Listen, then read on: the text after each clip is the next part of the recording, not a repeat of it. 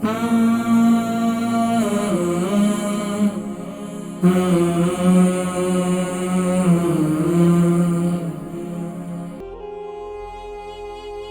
22 साल से गाउट की तकलीफ में, घटिया की तकलीफ में है। जी अस्सलाम वालेकुम वरहमतुल्लाहि वबरकातुहू। वरहमतुल्लाहि वबरकातुहू। मोहम्मद अफजल मानचेस्टर से बोल रहा हूँ हकीम साहब। जी माशाल्लाह, मोहम्मद अफजल साहिब मैनचेस्टर से। हकीम साहब मैं तकरीबन को 20-22 साल से ये जो गठिया की बीमारी है इससे मुब्तला हूँ। तो आज से तकरीबन कोई 18 साल पहले हमारे यहाँ चैनल पे एक हकीम साहब थे, तिब्बे नबवी सल्लल्लाहु अलैहि वसल्लम का प्रोग्राम करते थे। अच्छा। तो उन्होंने मुझे दवाई बताई, आदि स्टाक फिल दराज, आदि स्टाक फिल स्याह, आदि इतलाक गंजबील, तो ये लेकर इसको पीस कर पास रख लो, सुबह शाम आधी चमची खाओ।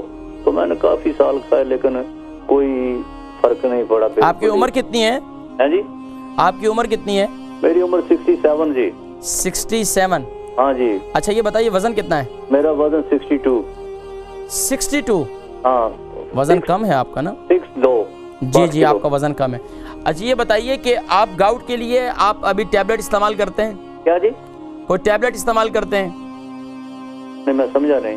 आप कोई एलोपैथिक इलाज एलोपैथिक इलाज करवा रहे हैं? मैं मेडिकल अपनी इंग्लिश दवाई वो इस्तेमाल कर रहा हूं। जी एलोपैथिक की दवाई इस्तेमाल कर रहे हैं। जी। तो अब आप क्या चाहते हैं कि आप तिब्बे नबवी सल्लल्लाहु अलैहि वसल्लम से इलाज चाहते हैं? देखो जी बात हकीम साहब ये है कि मैंने जहाँ तक सुना है अल्लाह ताला फरमाते हैं कि जिस बीमारी का इलाज ना हो वो मैं दुनिया पे नहीं भेजता। बिल्कुल कोई बीमारी ऐसी अल्लाह ने उतारी नहीं है कि जिसके साथ इलाज नहीं उतारा होगा। पहले दिन जब मैं हॉस्पिटल गया तो चल कर गया पाँव पे। अभी ये है कि मैं चलते अभी ये है कि मैं व्हील चेयर पे हूँ। हाँ जी। तो इसका कुछ आप प्रोग्राम देखें, मैं इंशाल्लाह उसी जिक्र करता हूँ। आप प्रोग्राम देखें इंशाल्लाह। कॉलर थे मोहम्मद अफजल साहब मैनचेस्टर से। 20-22 साल से गाउट की तकलीफ में, घटिया की तकलीफ में है और इनकी उम्र 67 है और इनका वज़न 62 है।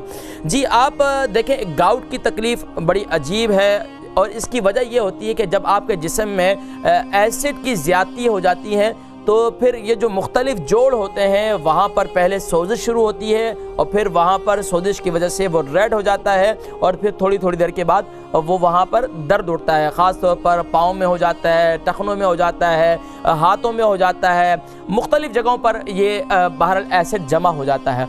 अब इस एसिड की ज़्यादती की वजह क्या बनती है? एसिड की ज़्यादती की वजह बनती है लाल मीट है, पालक है और इसी तरीके से और ऐसी चीज़ें ख़ास तौर पर जो आपके यूरिक एसिड को बढ़ाती हैं। मछली भी ख़ास तौर पर, इसमें मछली में भी कई किस्में हैं लेकिन कुछ ऐसी हैं जो आप जो ख़ास तौर पर 20-22 साल से हैं तो आपको एक अंदाज़ा हो गया होगा कि इस मुल्क के अंदर सालमन फ़िश है या कॉड फ़िश है या दूसरी और भी अच्छी जो ख़ास तौर पर इस्तेमाल की जाती हैं। तो कुछ फ़िश ऐसी हैं जो आपको ज़्यादा इफ़ेक्ट करती हैं, तो आप उससे आपने परहेज़ करना है, एक काम। दूसरा काम आपने ये करना है कि आपने मेथी दाना, याद रखिए यूरिक एसिड को कम करने के लिए मेथी दाना से मुफीद कोई चीज़ नहीं है। क्योंकि नाज़रीन किराम मेथी दाना रात को गीला करें और सुबह उठकर उस मेथी दाने को खा लें। 3 महीने तक बिला नागा इस्तेमाल करें। मेथी दाना हुजूर अकरम सल्लल्लाहु अलैहि वसल्लम ने इरशाद फरमाया मेथी दाने में 70 से ज़्यादा बीमारियों से शिफा याबी है और ये सोने के कलर का है। मैं अक्सर लोगों को कहा करता हूँ, लेकिन हर मर्ज़ के लिए मेथी दाने का इस्तेमाल डिफरेंट तरीक़े से है।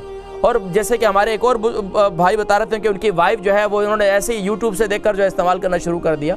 तो हर एक की जो बीमारी है उस बीमारी के लिहाज से उसका इस्तेमाल है।